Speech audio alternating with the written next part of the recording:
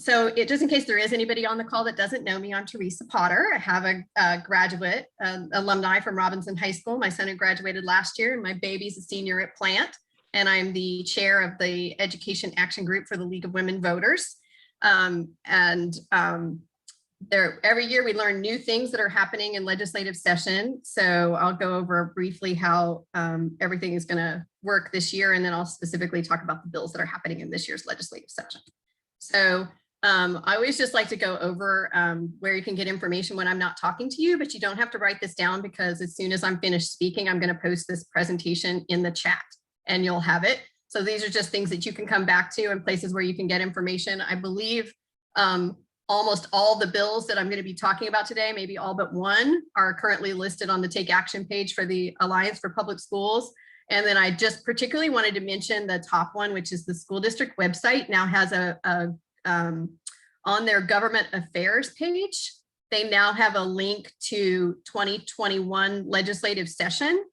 And underneath that, Kristen Davis, who is the director of the government affairs office, has been posting weekly updates from session. So it's a really good place to go and get a weekly update on all of the legislation that's impacting education. She's just started doing that this year. It's brand new.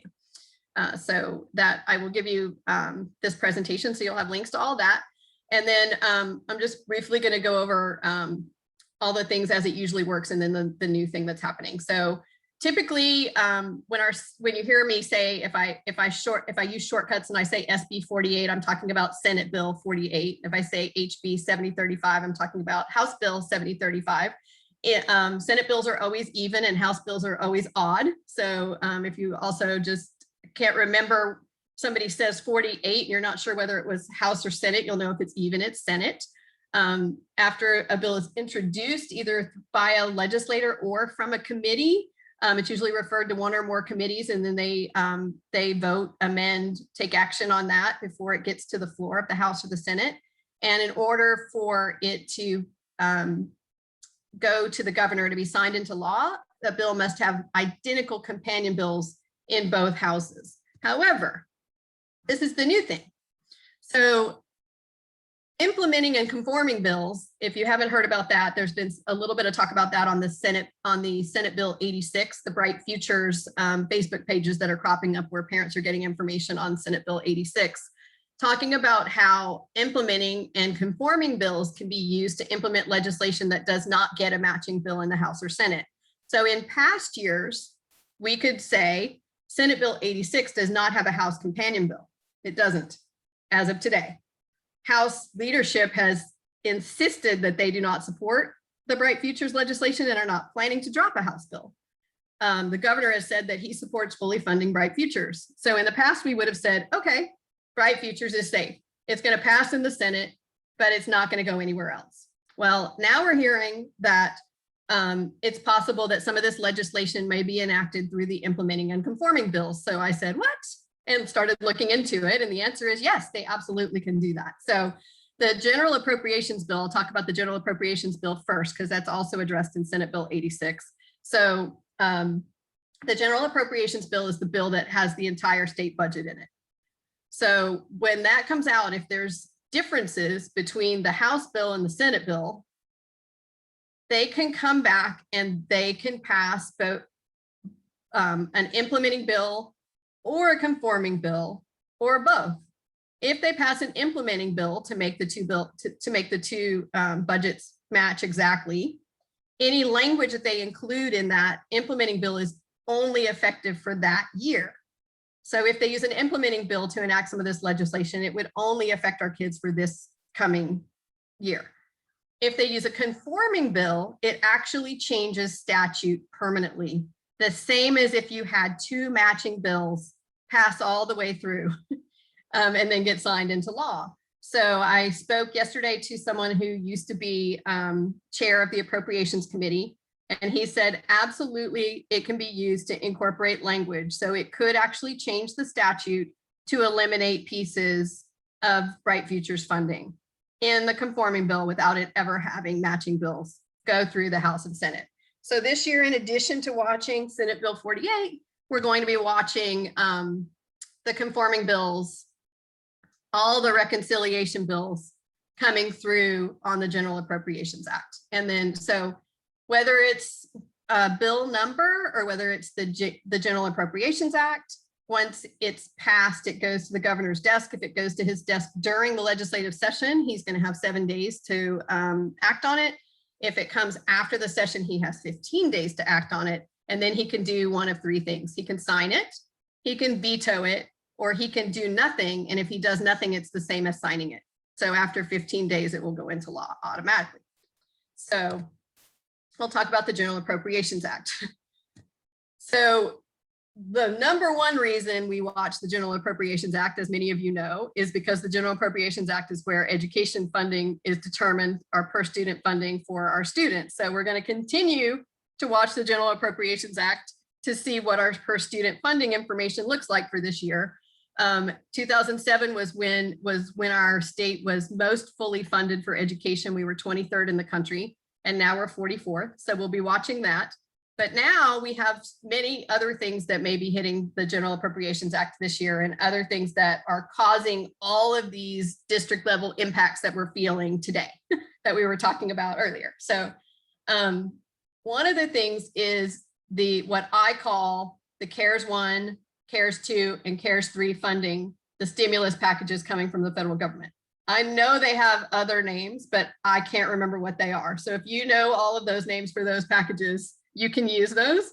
But for me, I just call them CARES 1, 2, and 3. So CARES 1 is the one that was passed last summer. CARES 2 is the one that was passed in December, and CARES 3 is the one that was just passed within the last month. So the CARES funding provides funding to our school districts for pandemic-related expenses, and was intended from our federal government to go directly to our schools for them to cover pandemic expenses. Of CARES 1, Hillsborough County Public Schools is supposed to receive $51 million.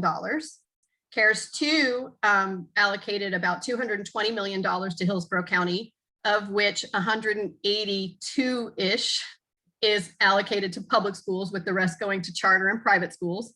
So $51 million with CARES 1 and $180 million for CARES 2. And I don't know the exact number on CARES 3, but I believe it was more than CARES 2. So it's a substantial amount of money that we are receiving from the federal government. The reason that's important is for two reasons. One, that money has not been released to our Hillsborough County Public Schools. Of the original $51 million, we've received about 30 to 35 million of that so far. And of the CARES 2 funding, I'm not sure if we've received any yet. And that's because our state is indicating that they plan to use that money as part of the General Appropriations Act in some form, potentially to either remove state funding and replace state funding with the federal funding as part of the per student funding numbers that we usually see, or to leave per student funding where it currently is, which is around $7,800 per student, and add the federal dollars on the top of that, artificially inflating the current per student numbers to make it look like we're receiving record funding in education. Either way they do that, if it becomes part of the General Appropriations Act, none of that funding that's allocated to that can be paid out to schools until after July 1st. So monies from last summer would be over a year delayed. Monies from December would be delayed till July 1st.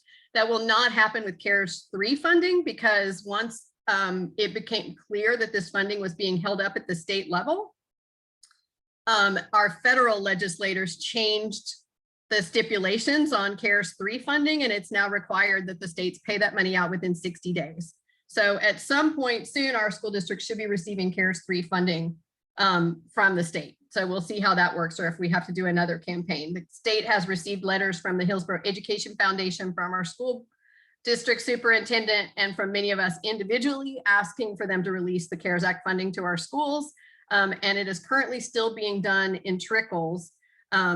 Other states have given the money directly to their school districts. In our state, it's being done as like a mini grant process, is what I'll call it.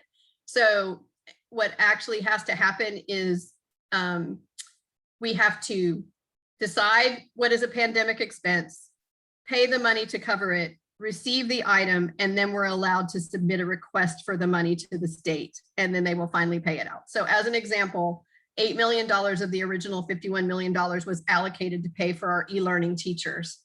But in order to get that from the state, they have to wait until after each 2-week pay period when it has been paid to the teachers, and then submit a separate mini grant for each one of those pay periods. And so that's why only 30 to 35 million has been paid out from last summer's allocation.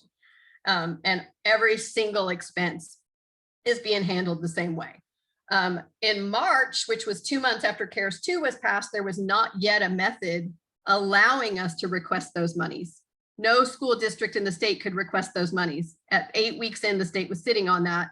That was when we heard that they were going to use that money to make it part of the General Appropriations Act. When we started calling about that, they did finally create a process whereby schools could request money. In the meantime, when I saw, it was part of the article, I don't know if you read the article in the paper about possible school closures that Marlene Sokol wrote. At the bottom of that article, it said 3 things. And when I read that, I immediately picked up the phone and called my state legislator and talked to her aide. And I said, I just read an article in the paper that said that CARES funding is being delayed by the state, that it's possible that CARES funding will be used as part of our General Appropriations Act. And shoot, I'm forgetting what the third thing was. I'll think of it while we're talking. As they looked into it, the first answer I got back was Hillsborough County has not requested any of that money. So that was when I found out that they had not requested any of that money because there was no way to request that money. And at that point, the superintendent sent a letter to the DOE, making sure that they were aware of how we had allocated our money and that we were still waiting for the process to go through. So we're going to be watching the General Appropriations Act to see how that federal money is going to be coming through. But in the meantime, when you get financial graphs and financial information from the district, none of the CARES Act funding is being included in those numbers. So when we see these district level impacts, the elimination of the college and career counselors, the elementary schools are losing their specials. They're down to 1 day a week for art, PE, and all their specials.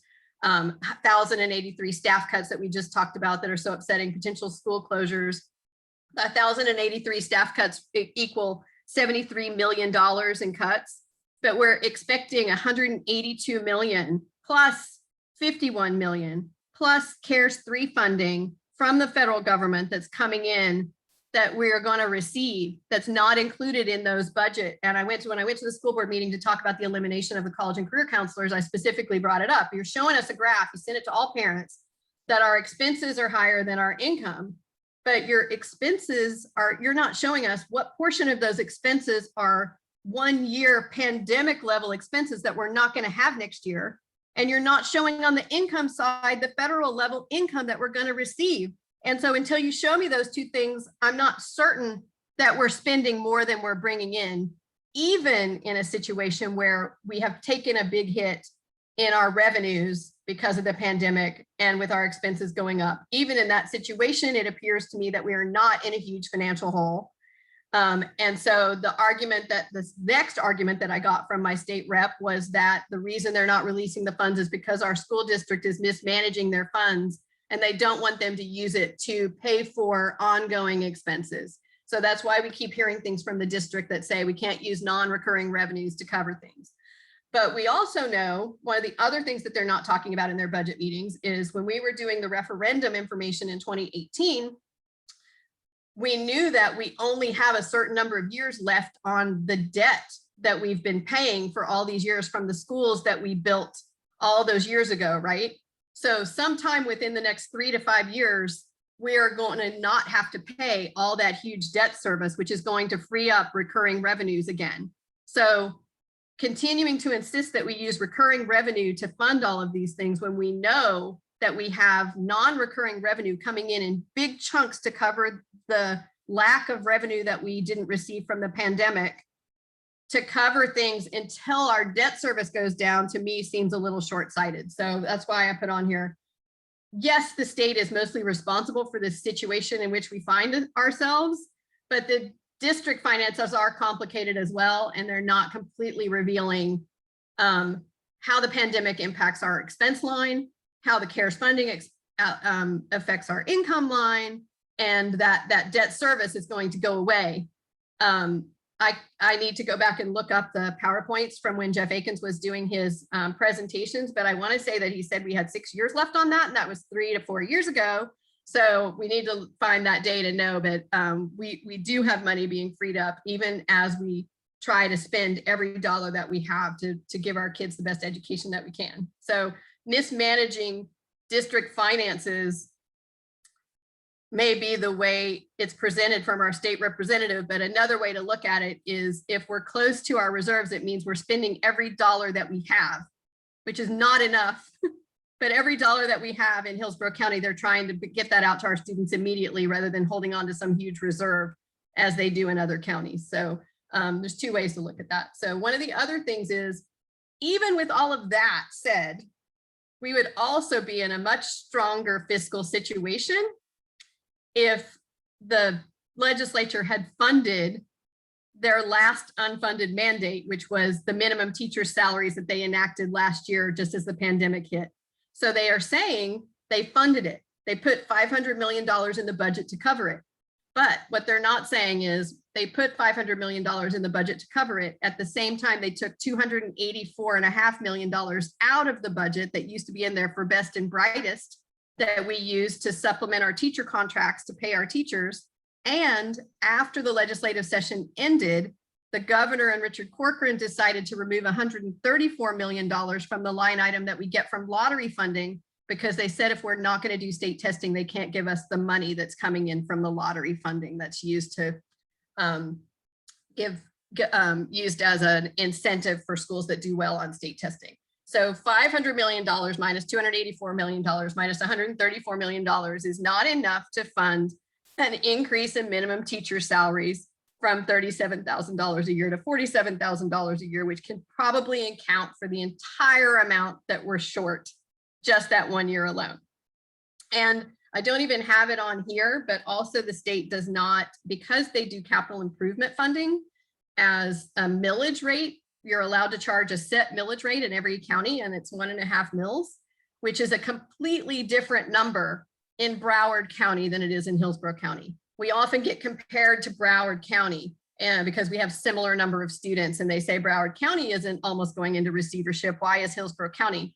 Broward County property tax rolls are substantially higher than Hillsborough County property tax rolls, to the extent that in this year alone, they receive $1.5 million more than Hillsborough County in capital improvement monies, just because their tax rolls is higher. So that 1.5 mils that we're allowed to collect for capital improvements to build new schools is different in Broward County by a substantial amount each year. So you can see how that has made a difference in their finances and bottom line over the years. If in 1 year alone, it's that substantial. So that's the General Appropriations Act.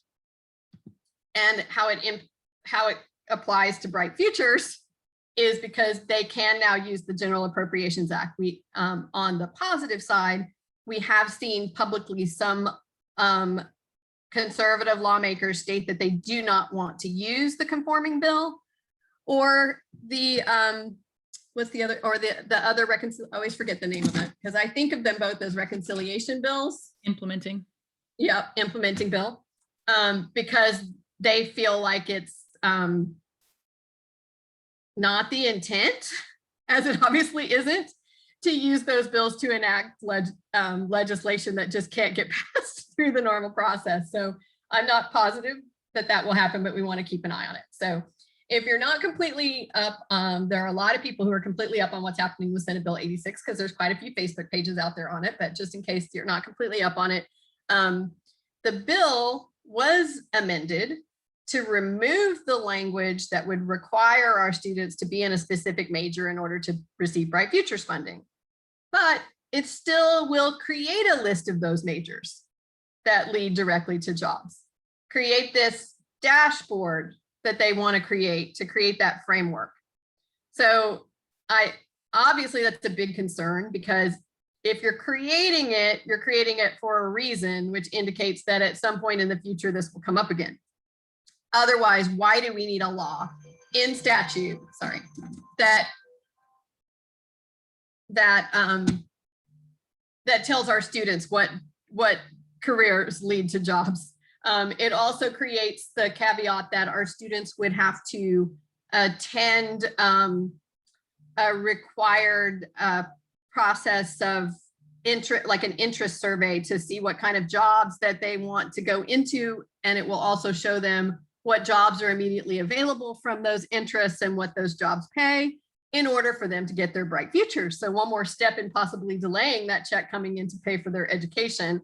When we all, and it's another thing that I think most of us don't really understand why that needs to be part of state law, when all of our colleges provide that service already.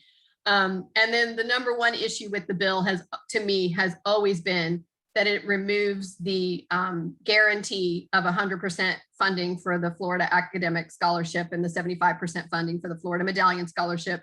It moves all funding for Bright Futures to the General Appropriations Act. When it did that, it did not include a year. So the language that was all amended and removed, the language that would remove credits from students who get credits from IB and AP, and the language that would require them to have a certain major. When that was in the bill, it had a year, an implementing year, that it would take effect with our students that graduate this year. But the language that moves the funding to the General Appropriations Act would take effect immediately and continue indefinitely. So it would mean that starting this July 1st, whatever is in the General Appropriations Act for this year would be how Bright Futures is funded. And every spring, when that bill is enacted, it would take effect that next July 1st. So every year, a student would not know until the legislative session is finished, and technically not until 15 days after, if the governor signs it.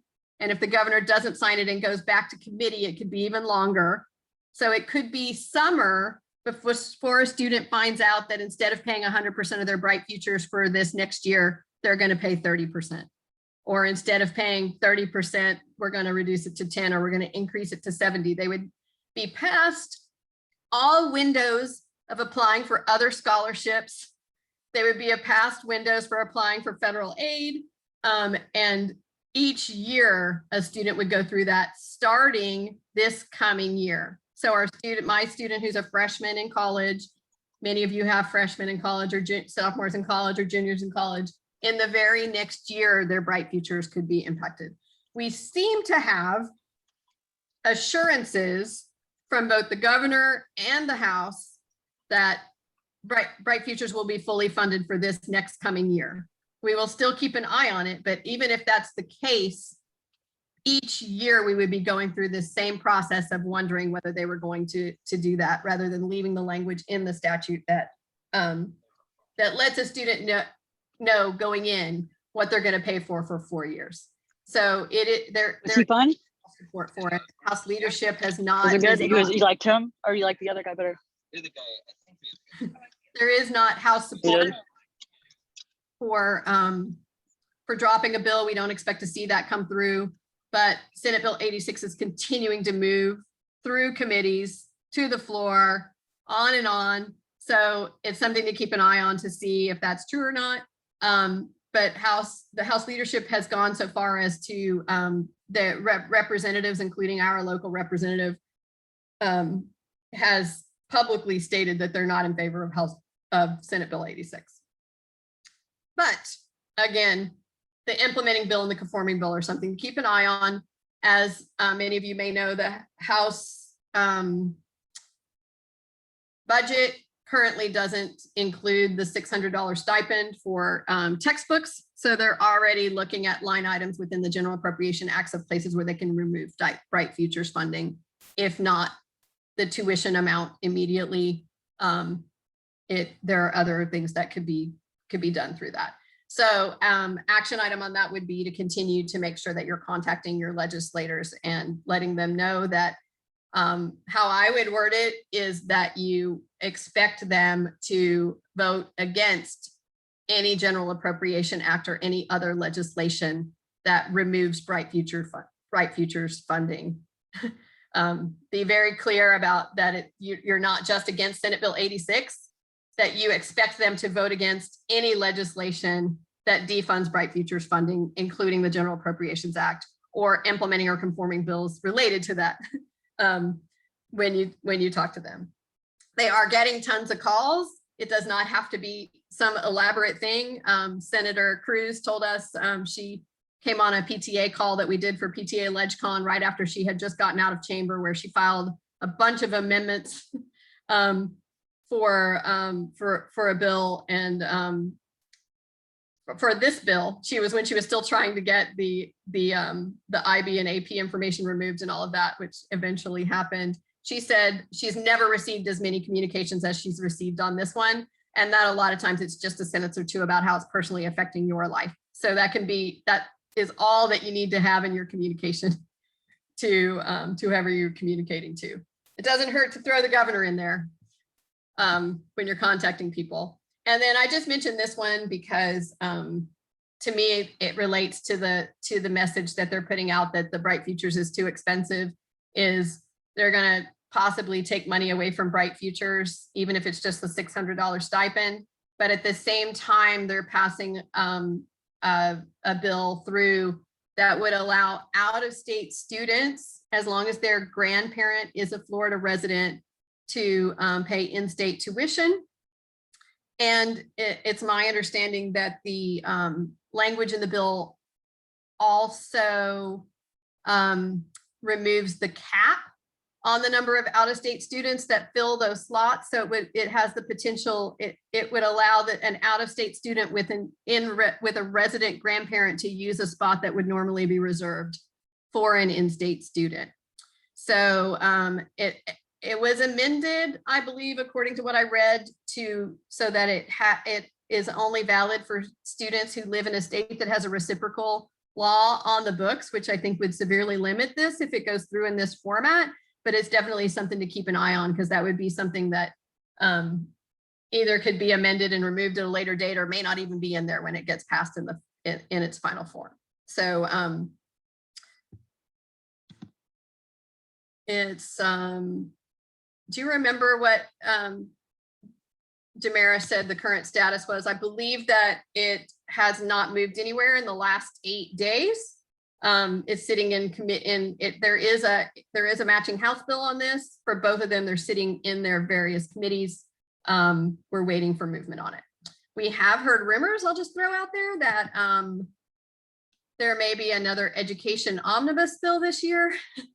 We're not sure if that's why some of these other bills have stopped moving, especially this one hasn't moved also in the last little while, 8 to 10 days. So we're not sure if they're planning to combine some of these bills into one in order to get them passed. So any questions on Bright Futures before I move on? You can come back to it if you think of it later. So Senate Bill 48, which goes along with Senate Bill 7052. So Senate Bill 7052 is the funding mechanism for Senate Bill 48, and House Bill 7045 is the matching bill.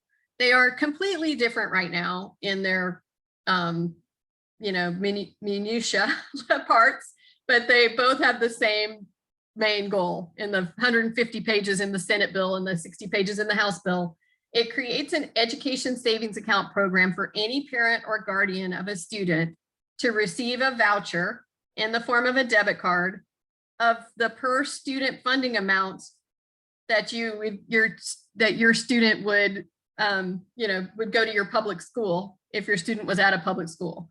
The differences between them right now is the Senate bill allows for 95% of FEFP. So FEFP is just the Florida Education Finance Program. It's an acronym for per student funding.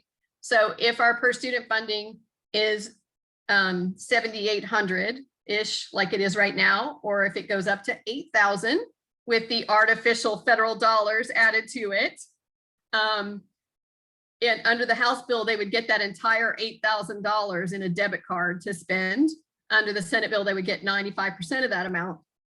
And it can be spent on private school tuition, as is in the current scholarship programs, or it could be spent on homeschool curriculum and supplies, which supplies seems to be a very broad category there, or it can be spent on technology, or it could be spent on college savings. So this is what I would say to a legislator, because my concern always with all of these bills, and the current statute on our private school scholarship programs is that there's no oversight and transparency on where that money goes once it leaves. So at this point, it's not even all going to a private school. At this point, it's going to private school or an individual who's homeschooling their student, or their, could be their child. It could be a child that they're just a guardian for, right? So we would oppose any legislation that shifts funding from public schools to private individuals or private schools without oversight on how the money is spent, or making sure that the student actually receives an education. There is no follow-up later to see if that student ever learned anything, ever received any educational services of any kind. So the money can only be spent on certain things, but it includes technology. There was a person who testified before this bill, before the Senate, who said it's easier to buy a PlayStation with this money than it is to actually use it to pay for services for her child. So the bill does not currently have any oversight. It would move $6 billion over the next 5 years from public school funding to not just private schools, but to people who are homeschooling their students. This does not include students that are in Florida virtual or Hillsborough virtual. This is true homeschooling. You're not registered in a public school, and Hillsborough virtual school and Florida virtual school are public schools. So in those situations, you would get a debit card to pay for your student's education, but nobody would ever ask you if you used it to spend for students' education. So I would highly encourage you to contact your legislators and ask them to support oversight for anything in its final version. I do have one commitment from Representative Toledo's office that she would be willing to support an amendment to require teachers to actually be certified. That would only apply in a case where this was going to a private school, but we do have a private school in Hillsborough County that has 32 students spread across K through 10th grade, and they have 2 teachers who are not certified. One of them is a student who graduated from that private school 2 years ago, and now he's teaching the students who are there. So we've asked for the requirement that teachers be certified, and that's the only commitment that I have right now from a local legislator. So I highly encourage people to call and ask them to include. There have been numerous amendments filed on this bill asking for minor oversight to larger oversight, and every single amendment has been voted down. So in its current form, it still allows for all of this. Any questions on that? The state testing hold harmless bill, I don't know if you've heard of it, but the Senate Bill 886 was created so that we know we're having state testing this year. State testing has a lot of implications. Students are retained in 3rd grade based on that. Teachers' evaluations are impacted. School grades, if a school gets a D or F certain number of years in a row, they can be forced to be taken over by a charter school. We have a ton of state and federal laws that impact our students based on high stakes testing. So Senate Bill 886 was intended to remove those penalties, state testing penalties, for this year only, since it's a pandemic year, and 95% of students in a school have to test in order for a school to receive a decent grade. And it's potentially going to be difficult for all e-learning students to be at a school in person to do this testing. So we're not sure how many of our schools will be able to hit that 95% mark to start with. So it was moving through committees, but as of right now, it's in the Education Appropriations Subcommittee, and it has not been moving. We have publicly heard from Richard Corcoran that he is going to file for the federal waiver from Biden's administration is allowing for a federal waiver, which would protect our students, teachers, and schools from federal penalties based on state testing. But I'm not sure that completely covers our state law that especially including the charter school law that forces our schools to be taken over by charter schools with their school grades. So we would like people to still continue to contact Governor DeSantis and Commissioner Corcoran to file, not just file for the federal waiver, but to support Senate Bill 886 and contact the chairs of any committees where it's sitting and ask them to calendar the bill. So on that list of places where I said that you could get information is the Alliance for Public Schools, and I'm going to give you this whole presentation so you'll have it. The Alliance for Public Schools has on their Take Action page, they have Senate Bill 86 for Bright Future, Senate Bill 886 for the Testing Hold Harmless bill, Senate Bill 48 for the voucher bill. They have language of why we oppose the bills and or support in this case. And you can click on a link and it'll automatically send the information to the people that it needs to get to at the moment. And you can just add a couple sentences if you want to do it that way. And then the school safety bill is the one that I've been talking about for some time. That's about active shooter drills in our schools. We still have 24 drills in our schools every year, 11 active shooter drills, 11 fire drills, and 2 weather drills. Marjorie Stoneman Douglas High School School Safety Commission was created and is paid for by the taxpayers to create recommendations on best practices for keeping our schools safe. They published a report in November of 2019 recommending changes to the emergency drills because of the impact that they've had on our students, mental health impact in our lower grades, and the lack of instructional time in our middle and high schools for all these drills that we're having. That information was sent on, paid for by the taxpayers, sent on to the legislature, specifically includes a request for the legislature should enact law that does this, right in the report. This school safety bill continues to include the language that says at least as often as every other drill. So if House Bill 7035 in its current form passes, we will still continue to have 24 emergency drills a year. It's a good bill. It includes other recommendations that they made, especially as it relates to mental health. One of my committee members, who is a pediatric psychologist, says it's a good bill. It protects students. It's good for students. But as long as it includes that line, at least as often as every other drill, it is not good for our students because we still continue to have 24 drills a year. It does address the fact that they're not currently developmentally appropriate for our youngest students, but it doesn't address the actual frequency of the bill. So we're asking people to contact Representative Chris Lapala. It's his bill. Excuse me, I've been talking for like 2 hours straight. To include the recommendations exactly as they are in the report. We're not being complicated. We just want to accept the recommendations of the Marjorie Stoneman Douglas Task Force that was designed for best practices for us, and then watch for an action alert about contacting the Senate, because as of right now, there's not a matching bill in the Senate, and we're going to be asking the Senate to file a school safety bill, and we're going to be asking both of them to include language to reduce the number of bills.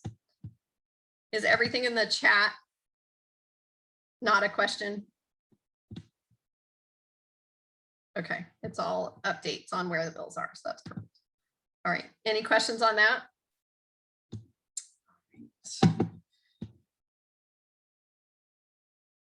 Just so in case, I don't know if anybody's new to that conversation that's on the call, but instead of 24 drills, the recommendation of first responders across the state that testified for a couple of hours, maybe longer, in front of the commission, fire department, all first responders, they're recommending that we have 4 active assailant drills a year,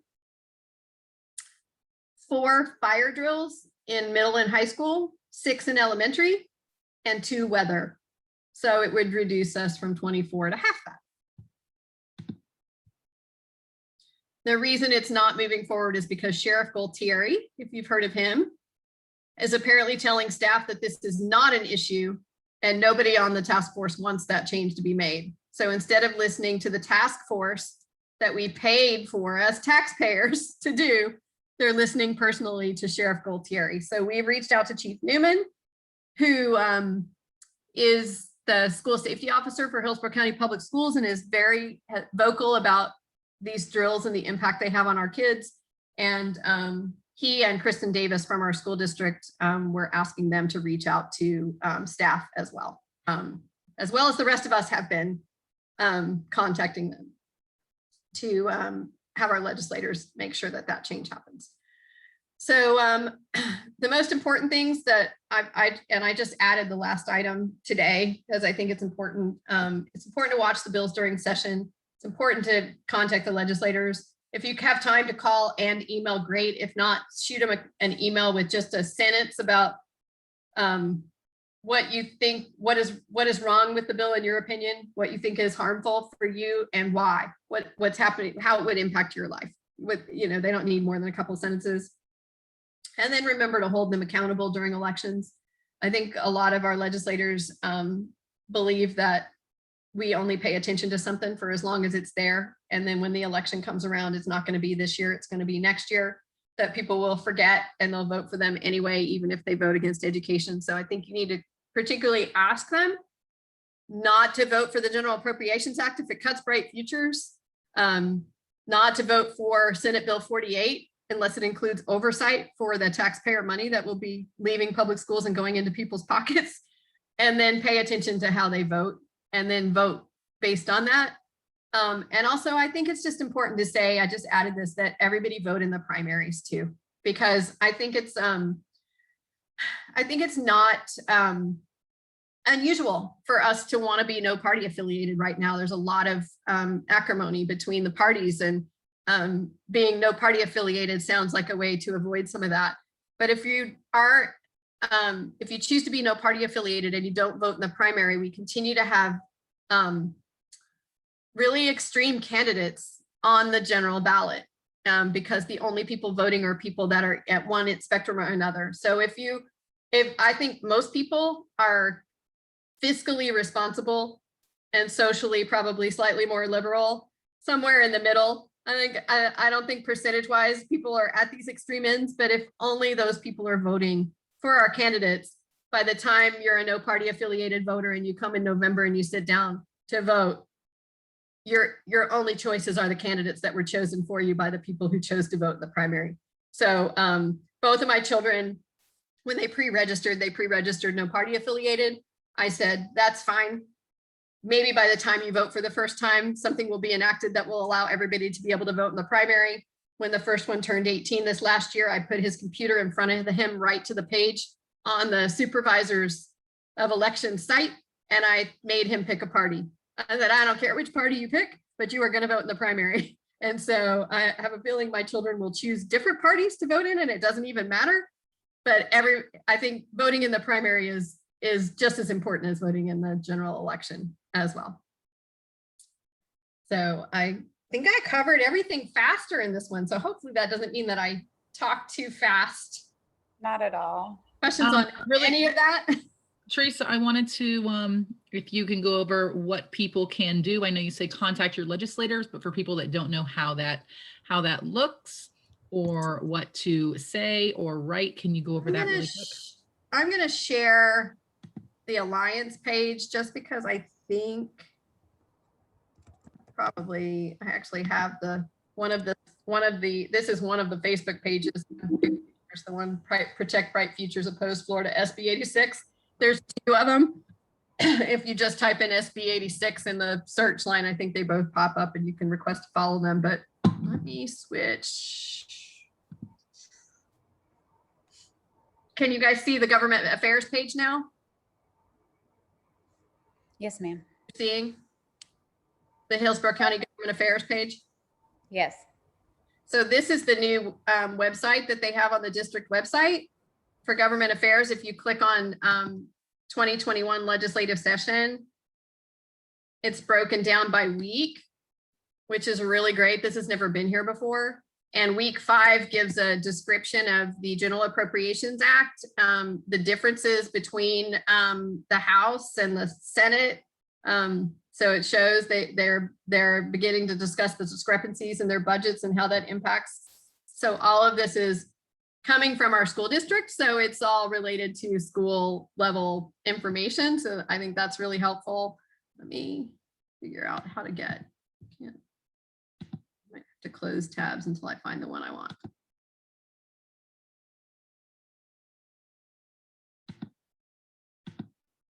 Okay, so Alliance for Public Schools, if you click on Take Action, they have an advocacy dashboard. They constantly update this based on what's happening in the session. So if I come down here right now, they have one for Safe Bright Futures, one for supports public school funding. That's something I probably should have said before. Veronica, who's on the call from, she's the legislative chair for county PTA. When we talk to legislators during PTA LegCon, I always now make it a point to say, by the way, I just want to make sure that you know that we are 44th in the nation when it comes to per student funding, and we want to see that go up. We want to see more money for per student funding, because I have had years where legislators will come to me and say, oh, I didn't know that was an issue. So there are always lots of other things going on, but it never hurts to just mention in a conversation every single time you talk to a stakeholder, legislator, somebody that can take action on that, that we know that the money that we're receiving is not enough to fully fund our schools. But these are for this year's. The Protect from the Harmful Vouchers is Senate Bill 48. That's Hold Harmless from State Tests is 886. And when you click on any of these, it's going to give you a baseline of where it currently is. So Senate Bill 48 is going to be debated on the Senate floor for a full vote. That the House version of the bill came out, that it has some differences, and then it'll have a link for, I have to move my, yeah. So that you put your information down here and you hit take action, and then it lets you fill in. It'll automatically, based on the information you fill in, know who your legislators are, and then it'll let you fill in a box with what you want to say to them, and then you can send it off. So the Alliance is a good page for doing something quickly.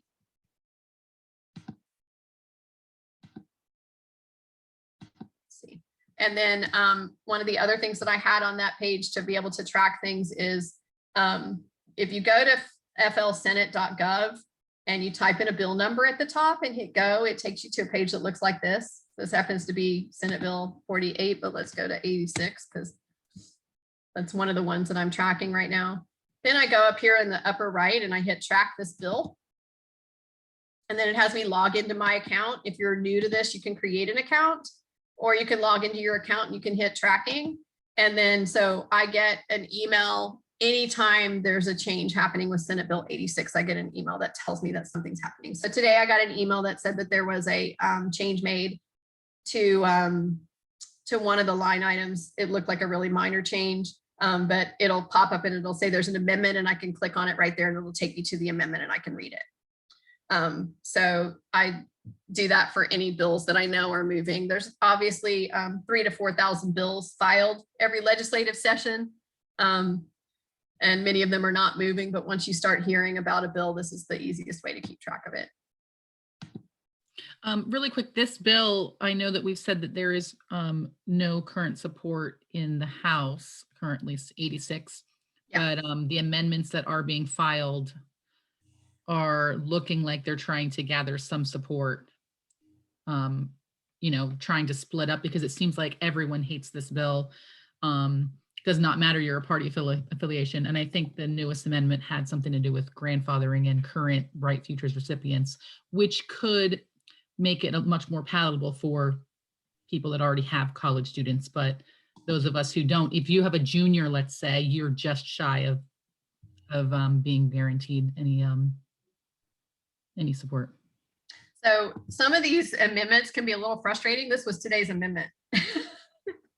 They're going to delete lines 250 to 274 and they're going to amend a title in 21 to 35. So you then have to pull up the original bill and look at that line to see what they removed. So they're making modifications to try to, what Veronica's saying, to try to get the House interested in dropping a matching bill.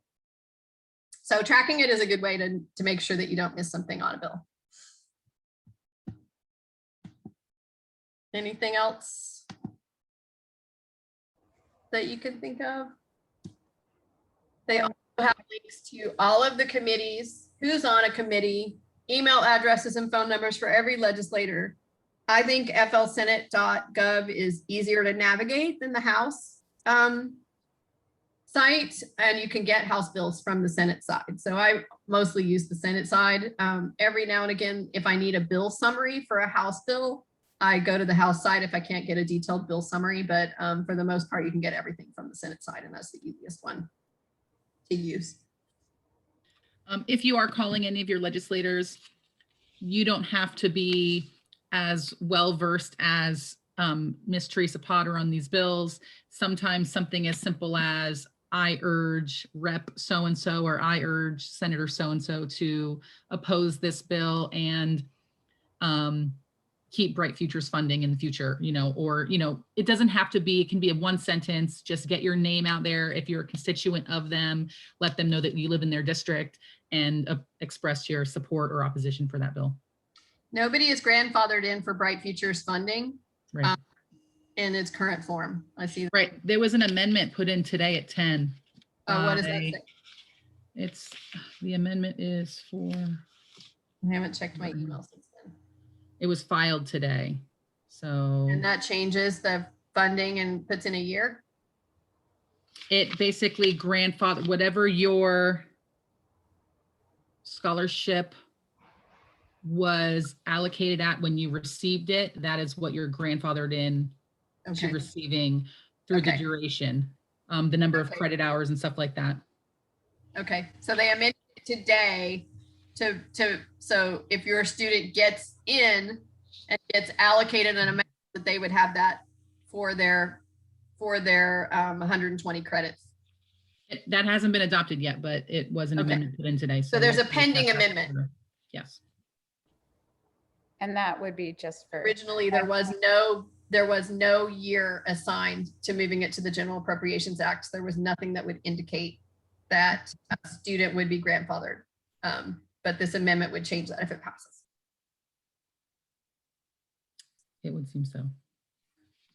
I mean, it's still a bill that is not a great bill. It's just, we're seeing some movement, people trying to make it a little Yeah. nicer. Yeah, it really is not clear why they're continuing to push it unless they want to defund it. That's what I'm thinking as well. Setting up a framework for telling students about careers is something that's already in existence. Doesn't need to be part of state law. So For 86, I know that the Formula seems to senator who introduced that bill actually went and said something to the effect of, we want to use the funding essentially for all education. And it's that very cryptic, all education. Are they taking money away from Bright Future so that they can move it towards vouchers? We will wait to see if that's the plan. any other questions? anybody?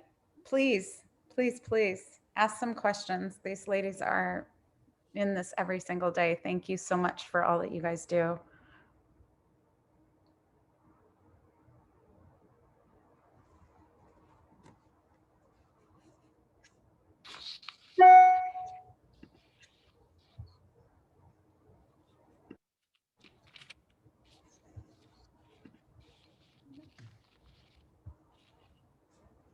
Okay. All right, guys. I guess we have no more questions. I feel like that was a lot of information, obviously. Oh, wait, I'm going to post the file in the chat so people have it. And then I don't know if you have a way to share, but I think if I put it on here, people should be able to access it. Sorry. Yeah. If you can, you have a question, if you want to unmute, you're more than welcome to, or you can post it in the chat, either one.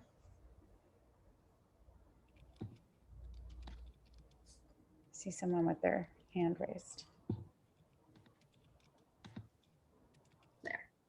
Okay, so hopefully that just dropped in PDF. Okay, so the one that this next coming year, the Bright Future will be okay, or we have to wait until summer? We have to wait until April 30th to see. April 30th is the last day of legislative session. So by then we'll know if there's a House companion bill for 86.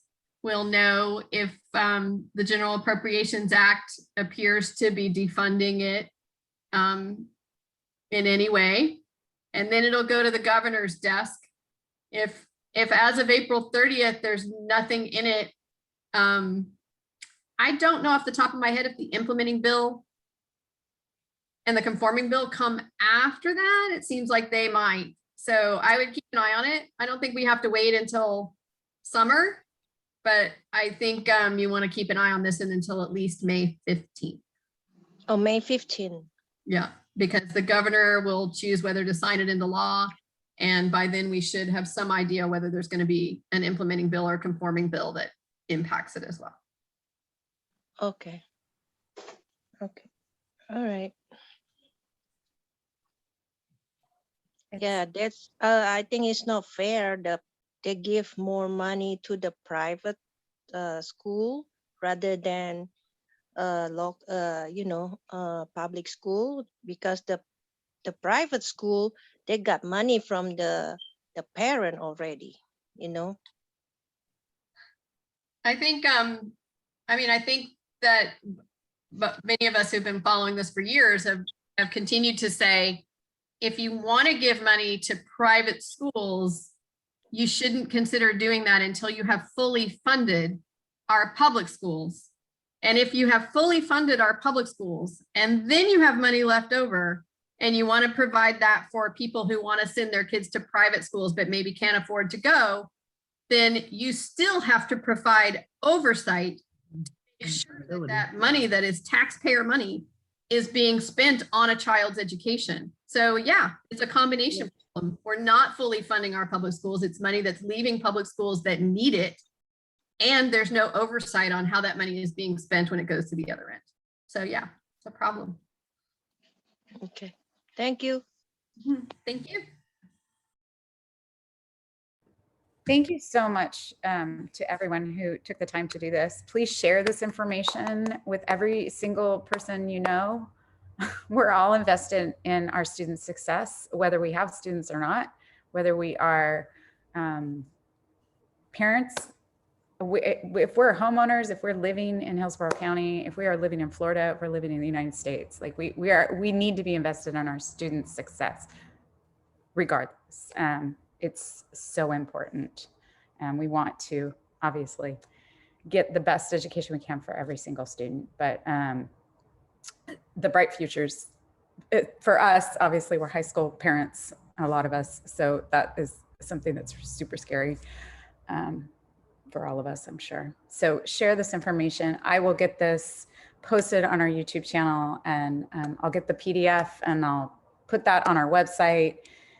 Just if you have questions, reach out to me. I will connect you with Teresa or Veronica or Damaris, or I am never going to claim that I'm the expert, but I do know who is. So I knew who to call in when I need support.